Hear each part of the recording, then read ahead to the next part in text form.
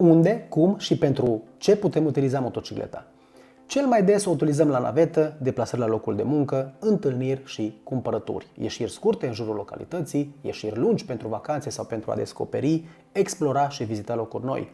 Pe circuite sportive, special amenajate pentru un plus de adrenalină.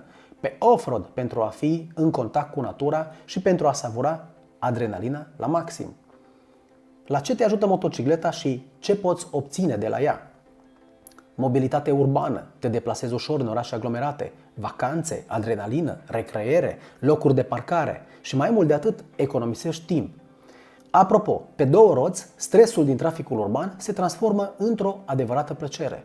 Imaginează-ți dacă ești un conducător auto în jungla urbană, cât timp faci de la locul de muncă până acasă. În unele situații, poate o oră sau chiar mai mult.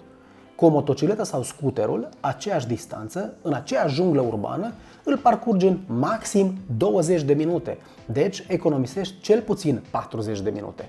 Acum imaginează-ți, acei 40 de minute îl poți folosi într-un scop constructiv. Dar nu discutăm doar de 40 de minute. Dacă le înmulțim cu numărul de zile dintr-o săptămână sau cu numărul de zile dintr-o lună, ce obținem? Exact timpul de care de multe ori ne plângem că ne lipsește. Să petrecem mai mult timp cu cei dragi, să mergem la sala de sport, să facem ceva să ne aducă plus valoare în viață.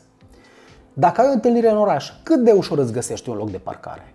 Dacă mergi cu mașina, acest aspect nu face altceva decât să-ți ofere stres și mult timp pierdut. Mersul cu motocicleta nu doar că te ajută să scapi de toate astea, îți oferă terapie foarte bună pentru recreere și îți oferă și bună dispoziție. Cu motocicleta poți ajunge în locuri cu care cu mașina este imposibil sau foarte dificil. Imaginează-ți dacă mergi la munte, cât de ușor te poți abate de la drum pe poteci sau drumuri lăturalnice pentru a admira locuri și peisaje deosebite. Acum că știm la ce ne ajută motocicleta, știm la ce și pentru ce o putem folosi, ar fi bine să facem cunoștință cu categoriile și tipurile de motociclete.